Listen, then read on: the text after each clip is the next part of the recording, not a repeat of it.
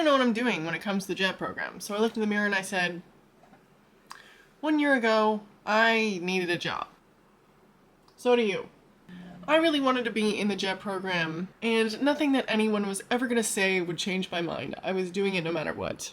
And so I did what you're doing. I looked at a bunch of YouTube videos, and I looked up a bunch of advice online. I even went to Reddit, that was a mistake, but I found a lot of really good information that I have now compiled together from talking to many JETs, from talking to interviewers, from panelists, and I'm going to give you a how-to guide, basically, of how to get into the JET program.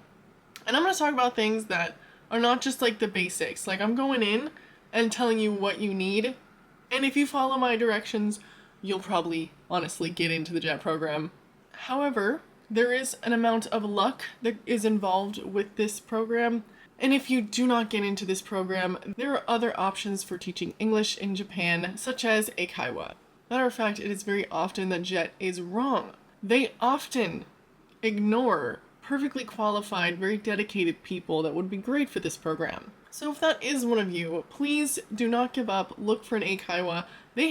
Honestly, they have benefits that JET does not have. So yeah, never give up, keep going. But if you want to get into the JET program, this is all you need to know. And before I do that, I am doing this out of great personal sacrifice. So I require a tax for free with one click of a button. And I think you know what that is. And if you don't do that, and thank you so much for subscribing, because I have a lot more information about JET other than just getting in that I wish I had known before I'd come here. I wish somebody had said after I asked a million questions and nobody freaking gave me a smart response, I'm gonna spill the freaking tea. So you're gonna want to stick around. Anyway, if you want to learn more about an eikaiwa, please listen to Amber. This video really helped me 3 years ago, so I'm sure it'll help you now. If you want to get into the JET program, you need these things.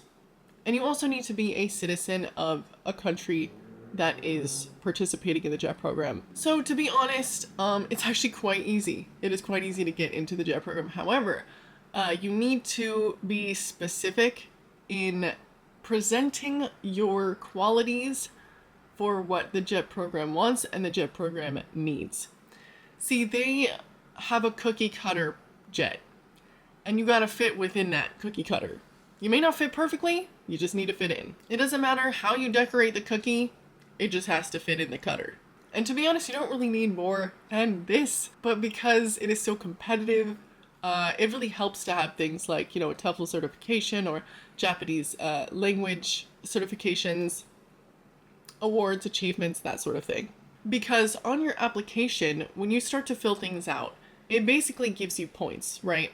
The most important thing to start with is just being accurate with everything on the application. And obviously you're going to go into boxes and you're going to think to yourself, oh God, I'm not getting in because I don't have any of these awards or achievements. I don't have a teaching certification or anything. And that's okay. I don't think that we are supposed to be filling out every box that they have for us in that application. It is just a way to up the stakes, I think. It is an opportunity for us to just simply stand out and give us more points to get us into an interview. And with all that sounding so easy and basic, you might be asking why so many people don't get in. And, part of that has to do with accuracy. If you so much as get one thing wrong in the application, they're not going to send it back to you. They are going to just throw out your application. So you must be accurate on everything. And everything that you claim in your application, you must back it up. You must prove it. And that also comes in with a statement of purpose. And the best tool to really get into filling out this application and the statement of purpose is knowing exactly what that cookie cutter is, who they want you to be, how it relates to you, and what the JET program actually is. Because there is so many misconceptions about what the JET program is. Listen to my words, okay? The JET program is not to teach English in Japan. It is your job. It is your job. But you are an assistant language teacher.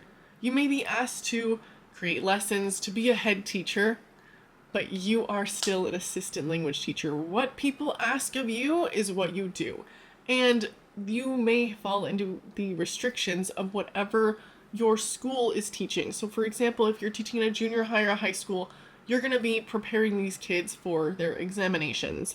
If you're at an elementary school, obviously you're going to have a lot of restriction of like what to teach your kids. And I think maybe at an elementary school you'll have a bit more freedom, but obviously their English level is going to be pretty low, so it can be more challenging to maybe classroom manage or really like try to get them interested in a language that they are not familiar with as kids.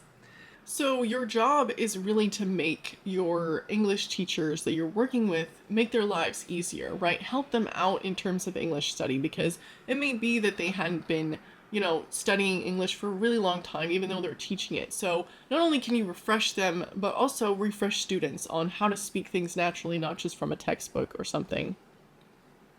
And also, you can really get them interested in your culture and in learning the language, because you are the face of somebody that actually speaks English, right? Instead of just like, Sally from a textbook. And that brings me to the cultural aspect of the JET program. I've heard a lot of buzzwords my time here, like cultural understanding, cultural exchange, cultural ambassador. And sure, yeah, like you're all those things, but what the hell is that? I think people, and even me, I had this understanding that like I'm representing my culture. However, we are not coming to Japan to tell people how to live and how they should be living and so on, or how to change rules and how to oh well, I think you should be teaching things this way and kids should be this. It's like that's not why we're here either. The JET program runs the entire length of the country, and people's experiences here have been wildly, wildly different. So it is so hard to pinpoint exactly what your job is. So when you are writing your statement of purpose, you need to be careful not to assume too much about your job, honestly. For me, I was an English teacher in Italy where I traveled around a lot, so flexibility was something that I had to learn very quickly and something that I could prove to them. Which is honestly something that they are looking for. Please add in your text, in your statement of purpose, that you are a flexible person that can work with all kinds of people. And don't just say that, prove it. Explain how and why and at what point that ever happened to you. Tell a story. But I'm getting ahead of myself here. JET wants to know that you can handle yourself, that you are independent, and you need to prove that to them. So when you are stressing out about your application, you're probably thinking to yourself, oh my god, I'm up against the thousands of JETs that apply every year from all around the globe. You're not. You are only facing off against the people that apply to your embassy. So every embassy actually has a different sort of level of getting in. It applies to the pool that apply. So if you're in DC, if you're in Australia, it's a bit more competitive. But there are some countries where it's not very competitive. Some states in America where it's not very competitive. Though in America, it tends to be more competitive than other places. And each embassy even has its own, thing that it stresses, right? Interview panelists will maybe ask you things based off of their experiences or just based off of what they want to see that you can do when you are in Japan. So, yeah, sometimes it's really a gamble. Sometimes you never know. But their job is really just to weed out people that maybe just they don't think is going to be the best fit for this program. Now, onto the statement of purpose. This statement of purpose is probably even more important than the application. As long as you're accurate on the application, your statement of purpose is really, really important. So when you write this 2-page essay, don't even think of it as an essay. When you write these 2 pages, you need to cry. You need to get out your emotions and then rip it up and write it 12 more times. Every single time you write your statement of purpose, you understand more of the point in which you are trying to say and the precise thing in which you are trying to express in your writing. What I mean by that is every single sentence of your statement of purpose is going towards showing them that you are the perfect candidate to be in the JET program. You need to give them all the highlights that you are good at. And this is why I'm not afraid of telling you all these attributes that are going to be really helpful in the JET program. You can go into ChatGPT and ask it to make you a statement of purpose for the JET program, and it will not be accepted because you have to prove all of these things, right? You need to prove that you can do all these things.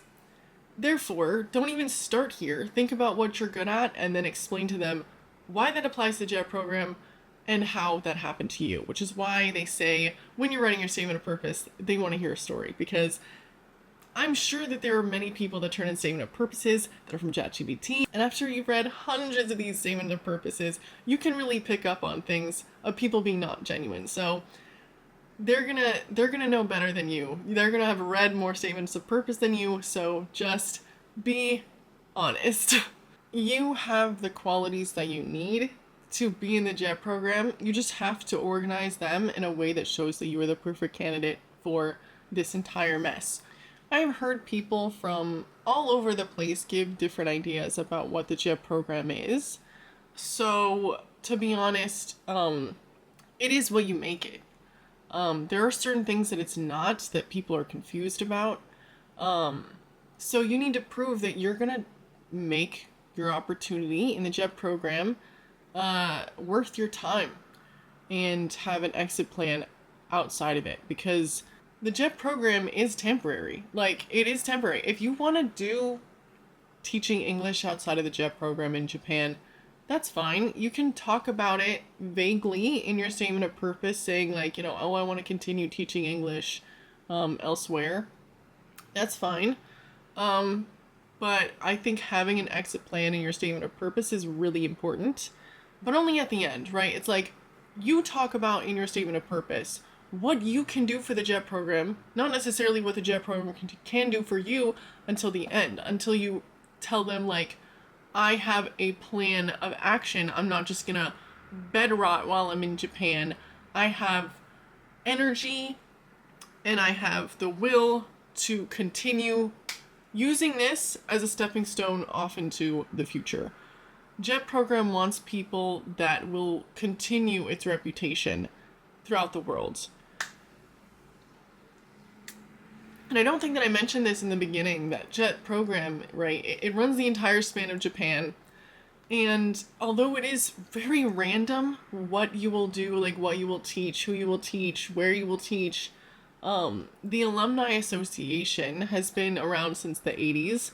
There's a huge network of JETs around the world, and because they're so qualified, because they've gone through all this experience, they have really good positions in the world, frankly. So that is really strong and really powerful, and they want to continue that. Also, you get paid better than anywhere else that teaches English in Japan. Like, recently, the JET program participants got a pretty big raise, the first raise like in forever, maybe ever. So I believe that it is the like highest paying English teaching job in Japan as a foreigner, I believe. Yeah. They want to know, first and foremost, that you are independent, that you take charge, and that you will take responsibility, that you don't need to be, waiting around for somebody to tell you what to do something, that you will not break contract because, like, of the unfamiliarities and the culture shocks and so on, that you are willing to learn about Japanese, learn the language, learn how to interact with Japanese at your job, and not just be like, oh, well, I'm not going to follow this way because it's just foreign to me. You got to be willing to absorb the Japanese culture. And that is a difficult thing, right? Because, like, I've found that common sense in Japan is only common sense in Japan. And the rest of us are just left like, what the actual hell? So there's nothing, no one will tell you. You literally have to absorb things sometimes that is frankly impossible to just like, it's like trying to absorb a language just from listening to it. It's not possible, frankly. You might pick up something, but it's it's tough. And the JET program understands its own like cultural barriers, language barriers, and understands its flaws, and it just asks you to do your best, And that's what the whole thing is just it's very self-led. It's very you gotta make something out of your time. And when it comes to like navigating new things that are almost impossible to understand, Once again, if you come to the interview with a story already in mind of how you've done that before and how they can trust you to do it again, that'll help. That'll really help. And especially putting that in your statement of purpose would really help. Also, this is also really important. I've heard mixed comments about whether you should talk about wanting to stay in Japan. Some people say that, like, it's an absolute do not do. Do not talk about how you want to stay and live in Japan after the JET program. People will say, like, Japan is not something in which people use to enter the Japanese market officially. However, at the same time, there are many conventions, many, like, informations that you get as a JET that will help you continue your time in Japan. So I don't know if you should put that on your application or not. But certainly, like, with the understanding that you're giving, that you are somebody who is a giver, not a taker. So if you can frame your, I guess, your application as something that's like, you know, this is what I want to do for Japan, in Japan, then maybe it'll work. I don't know. If you or somebody that talked about wanting to stay in Japan in your statement of purpose, let me know how that went in the comments. Obviously you don't want to say things like, I want to get a Japanese girlfriend, I want to marry a Japanese man. None of that. Don't do that.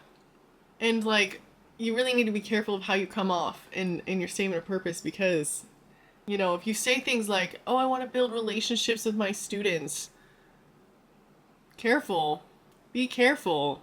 Maybe don't even do that. I really wanted to, when I was making my statement of purpose, I really wanted to talk about my struggles, right? Because it's a way of proving that I overcame them. But you don't want to, like, be criticizing someone or something, and you don't want to talk about, like, your mental health or, like, you know, worst times of your life or whatever. That's not a good idea. So it can be very difficult. That's why you need help and somebody to review to see how you're coming off. And for those that are coming straight out of college into the JET program, you may really want to, like, write this like a scholarship essay. It's not like that. So I've heard of people submitting their application a week within the application opening because they think that it gives them a better chance of getting in, and it doesn't. I think that it's so much better to review your application, make sure that it is void of any mistakes before submitting. I actually submitted 3 hours before the deadline.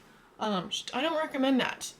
Personally, I just got mixed up with the time for the deadline. It was standardized with the Japanese time, and I thought that it was the Eastern Standard Time, like my time zone.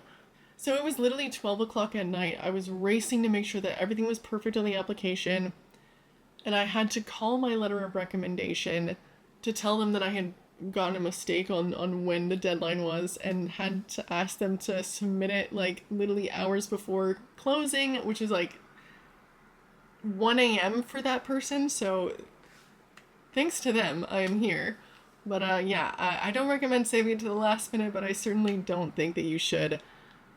I think you should wait longer than a week to submit, even if you are, like, working on it all the time.